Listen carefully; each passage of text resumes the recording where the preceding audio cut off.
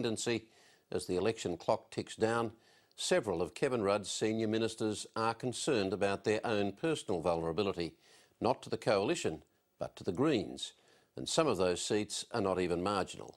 Ever since Kevin Rudd parked his emissions trading legislation to combat climate change in the too hard basket until 2013, Labor's stocks have slumped and the Greens' support has peaked.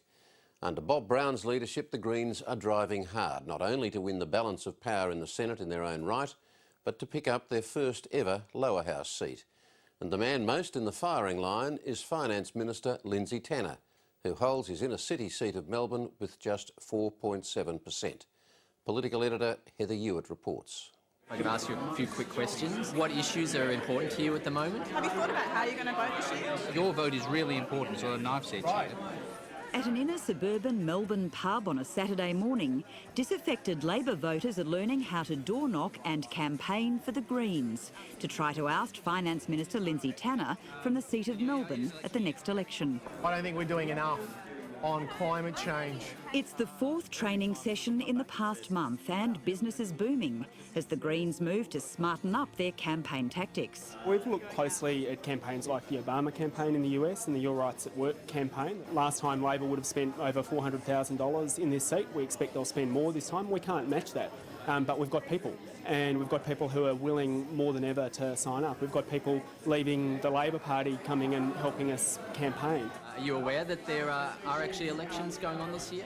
Some worked on Lindsay Tanner's campaign at the last election. Others are changing the voting habits of a lifetime after the government's recent backflips on climate change, asylum seekers and childcare centres. I certainly haven't always supported the Greens. In fact, previously for 4 decades I've been a Labor voter. You campaigned for Lindsay Tanner for Labor last election. Now you're moving over to the Greens. Why?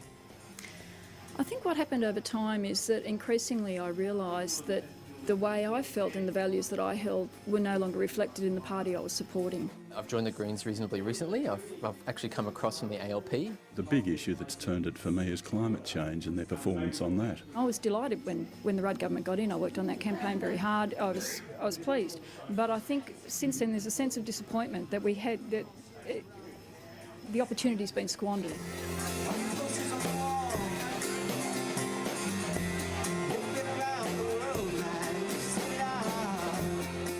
There may not be an election date yet, but in Melbourne, the Greens campaign has been off and running for weeks.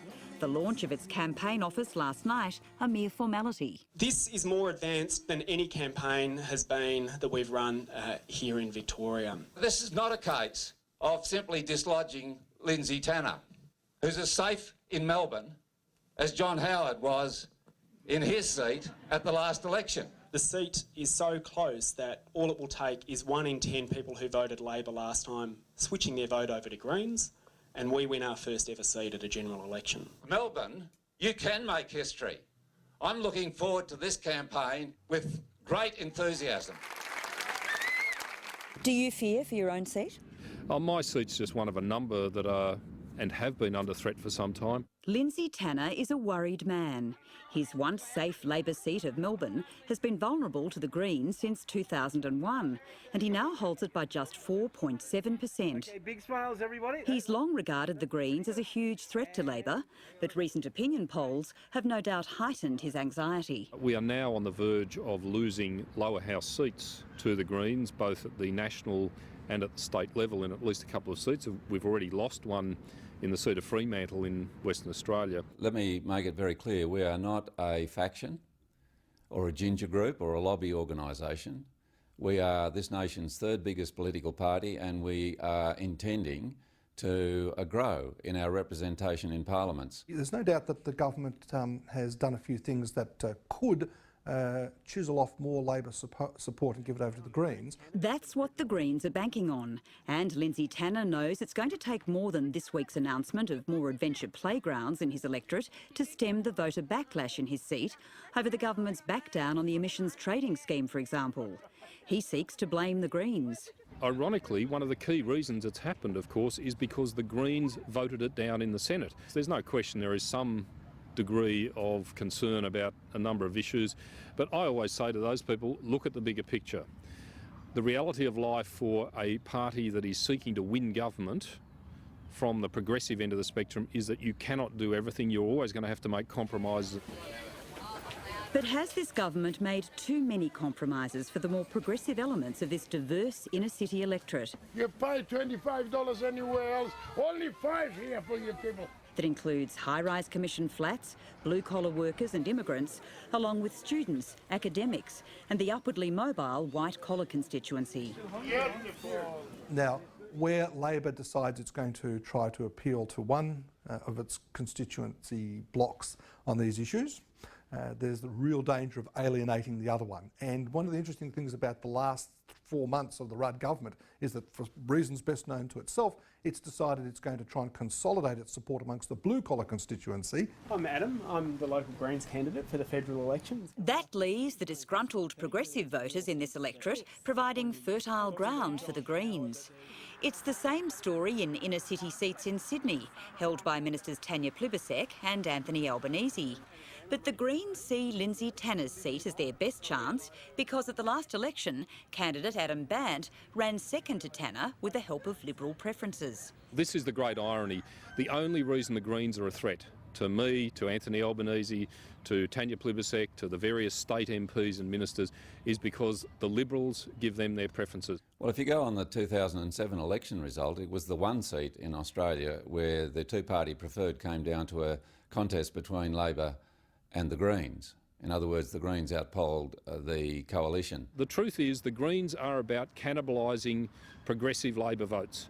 They're not that interested in who the government is. They're not that interested in trying to defeat John Howard or Tony Abbott.